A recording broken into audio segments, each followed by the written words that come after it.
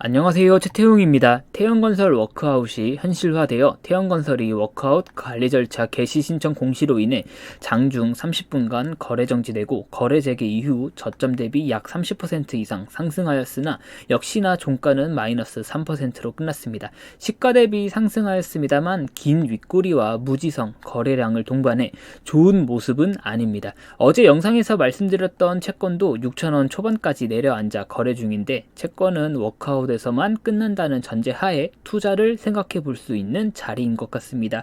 워크아웃 기업 회사채 투자는 개인 채권자들에게 있어 과거에는 엄청난 기회였는데 요즘 산업은행 돌아가는 분위기 보면 꼭 그렇지도 않아서 조금 더 확실하게 파악 후 접근해야 합니다.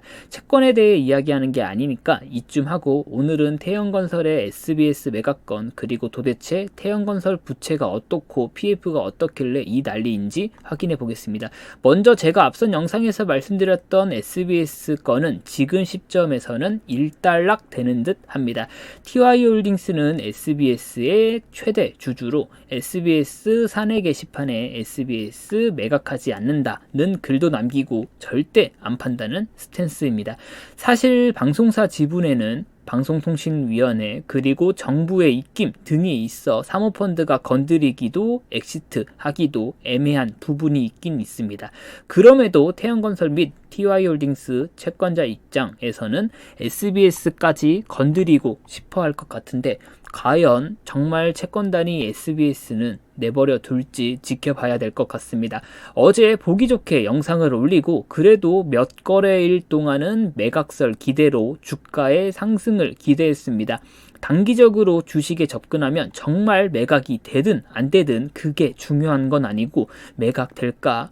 매각되면 대박! 이 분위기가 중요한 싸움이었는데 이렇게 2일 만에 안 판다고 일축해버리니까 조금 허무하긴 한데 그래도 단타 입장에서 먹을 자리는 충분했던 하루였습니다. 아직 채권단 모임도 없었고 태영건설 그리고 TY홀딩스 정도 되는 규모의 기업이 워크아웃을 들어가게 되면 이미 사전에 여러가지 계획을 세우게 됩니다.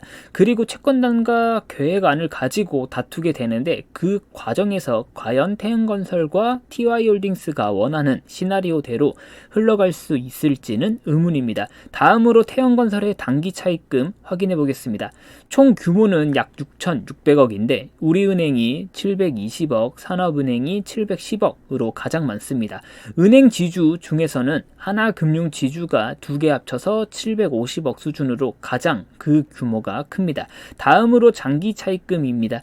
장기 차입금은 약 1조 2,800억 수준인데 KB금융그룹이 약 1,900억 수준으로 그 규모가 가장 크고 한국산업은행이 1,300억 조금 안 되는 수준입니다. 앞으로 워크아웃의 진행은 태영건설 그리고 TY홀딩스가 제출한 자구 계획안에 채권단 75%가 동의해야 합니다. 그 후 2주 뒤 채권단 협의회에서 최종 결정이 남아있고 워크아웃이 진행되게 되는데 신규 자금 지원, 만기 연장 등이 있을 수 있습니다. 제일 중요하고 투자자 입장에서 생각해 봐야 될 건 사실 앞에서 본 차입금의 규모가 절대 아닙니다.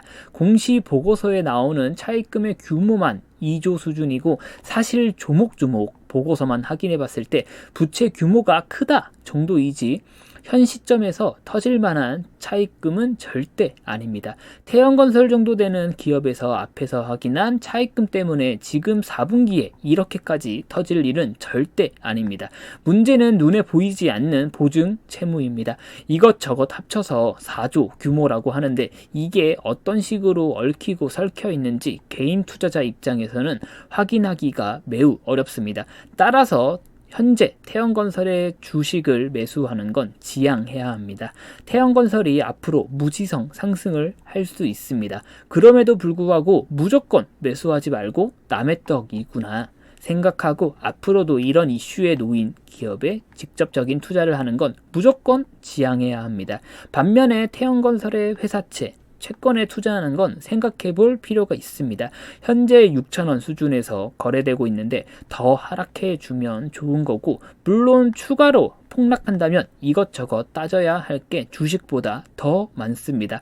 그럼에도 워크아웃 기업의 회사채에 개인이 투자하는 건 아직까지는 한국 주식시장에서 매력적인 투자처로 남아있다고 생각합니다. 이상이고 시청해 주셔서 감사합니다. 또 올게요.